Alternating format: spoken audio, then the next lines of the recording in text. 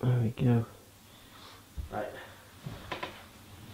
So the interview is for the Sparling project, Saving the Sparling project, for the Galway Fisheries Trust, and it's the end part of my internship. So it was part of it just to collect some of the historical data with people who knew things about the Sparling, and then try and record it in different ways.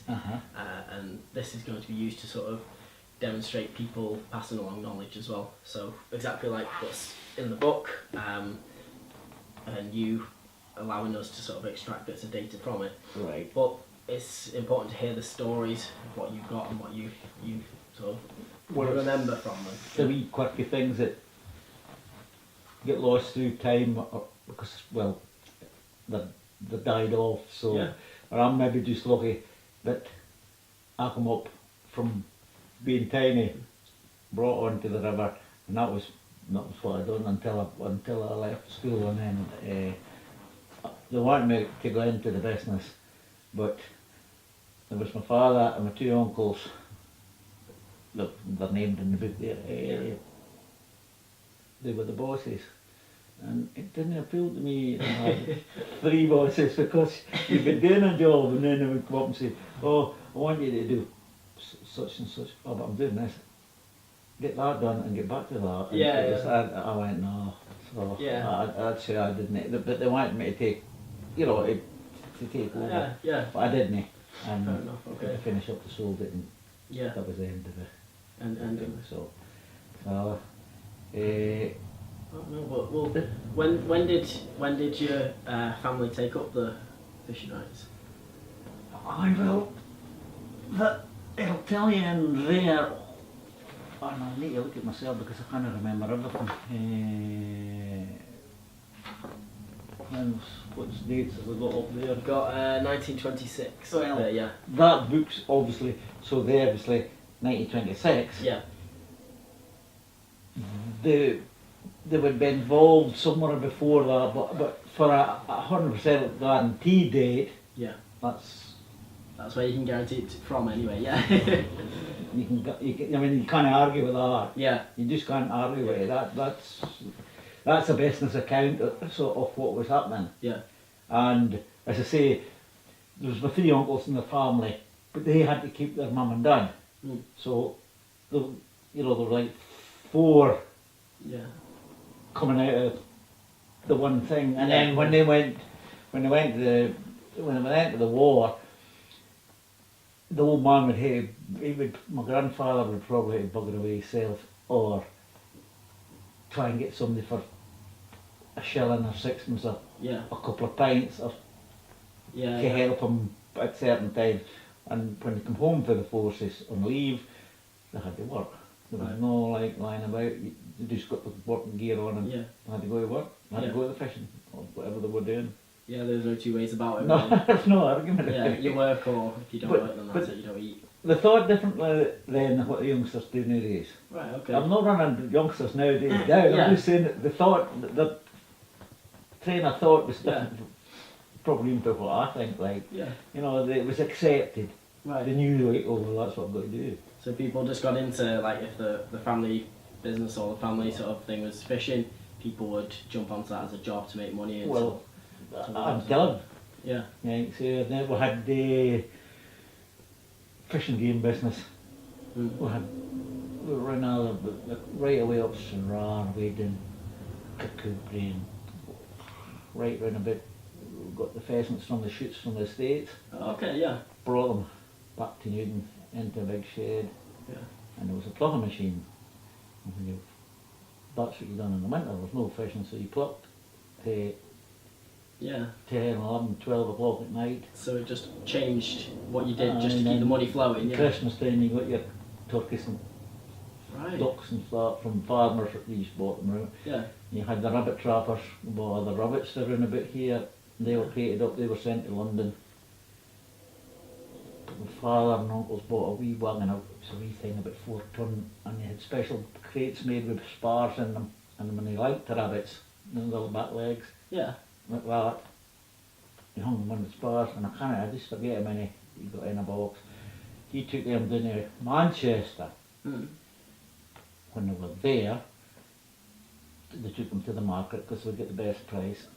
They loaded the wagon back up with potatoes, fruit, veg, whatever, and they brought it back up because Okay, make the most of the trip. and they sell it at the shops in Queens. Yeah. So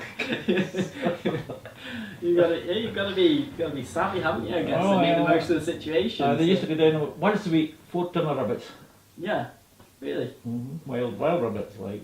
really. Was that just from From there? Yeah. Farmers, dairymen, anybody boys, Yeah. snaring them, ferreting them, Yeah. 2 6 or a shilling or whatever it was. Right, yeah. Peanuts, like. But then they all just came to you, and then they all. Well, we were only one for quite a bit, Right. Yeah. so everything landed over at our shop. And that was outside of like when the fishing was good Aye, and well, you everything. see, So the seasonal summer, yeah. there's no shooting, doesn't start till October. Then Right. you get into October, then you come Christmas, so you get your turkeys, your geese, your ducks. Yeah. So that takes you through back. If you So- make it a few bob Yeah. to about March, to get started fishing again. Oh, nice. Okay. So that's the cycle anyway. That was the theory behind it. all. That's the idea of it. Yeah, yeah. Oh no, that's cool. So, when did so you said that you sold the fishing, and did you carry on fishing yourself? As in, do you still do angling? Do you still do this? I must have been 10 or 11 or 12 when I started fishing. Right. With the nets and my uncles, but Yeah. fishing with a rod and line. Yeah. The first fish I can remember, yeah, it was a sea trout and it landed behind me on the bank. So I was young then, like Yeah, that. I yeah. got a swearing for it from uncle. That's not how to do it, but I know, and you learn as you get Yeah. on. Yeah. So no, I fished all my life. That's cool. Didn't do football or Just always the outdoors. fishing. And, But shooting, fishing with my dogs. Outside, I was enjoying the trade outside. I can't remember where it was. There was a strike a few years ago, and we just got paid off. yeah. And I went to a factory. It's not there now. It's about 300 or 400 yards down the road. Yeah. In fact, you pass it, Vogue Windows. That's. Okay. Yeah. And I'd done 13 weeks of pure hell inside there. Really. I hated it Yeah. with a vengeance. I'm Not built for the inside, do you? No. No. Outside, doesn't matter what the weather is, Yeah. just put a coat on. Yeah. Nah, So- completely agree with you. Completely agree. It's nice, So- even weather like this. I know. It's still better to be outside, isn't it? You're So- right. Yeah. Right. I know, it's nice. So, No, it's good. It's just nice to get a feeling of what people have been working as and what the big things were around here and how it changes through time as well. And also, like you said, the mentality is just That's doesn't different. matter. It's It's- different. it's- It is. it's totally different. Yeah, and it is important to have people that know that as well. How it used to be and what people have now and how things change and adapt. So well, I mean, you'll see in the book when you yeah, photograph it or you did, Yeah. you'll see the price of fish there. I mean, it's like yeah, peanuts. yeah. And like you said, it wasn't one person either, was it? No. Surviving off it. Well, It's like you'll, families. you'll probably see a grilse or something in there, Yeah. and it'll be marked. There'll be a price somewhere in it, or there'll be 10 at a price, so you can divide it, and And you you'll can come see, to a yeah. price per fish. You can't buy a wee piece of salmon at that, and it's farm stuff, which is rubbish, but I shouldn't say that, but there you are. It's about that size, £6 or something. Yeah. And it's like, we're only getting about Yeah. shillings. Exactly. Yeah, it is crazy to see, and that in itself is a crazy thing. Just to see how hard people worked as well, just to survive and get through with it. Aye, well, And you, it was. you scratch to make a shilling. Oh yeah, definitely. And but you can cut what information you need off that book. And when you're finished, just get it back to me. Or phone No, me we'll or do. take it off. We'll do definitely. No, that's. So I think it's an amazing thing. It needs to be preserved in some way. An electronic copy is as good as having a second copy now, isn't it? well, it So will be. it'll last, and it can be shared, and everyone can see I this. appreciate it if somebody's interested in it or what happened in the area or Exactly, whatever. exactly, definitely. Or their record there. I Yeah. think I told one of you, I don't know, it was that black sheep, the black sheep that built in Galloway. Yeah, And he took an oath, he must have heard me saying that they also went up the burn at the Spittle Farm. I did, yeah, And yeah, he took yeah. an oath Yeah, and he asked me roughly where it was. I think his idea is, well, he obviously couldn't do it this year because he didn't Yeah. know, but in future years they might send a couple, while they're here, they might. that was the thought, yeah, that was the thought. But if I remember, they only go up that burn when it's raging here. You know yourself, they can't get up. Right, okay, so, So yeah, if they weren't to appear or had to fall Yeah. back, they need to spawn so they would go up that wee burn. right, okay. But for some reason, they never went up the New and it's Yeah. 10 times the size of that wee burn. Maybe, because, Some conditions. yeah, I mean, it is a strange fish to understand, but this year, because of the weather, they were so late.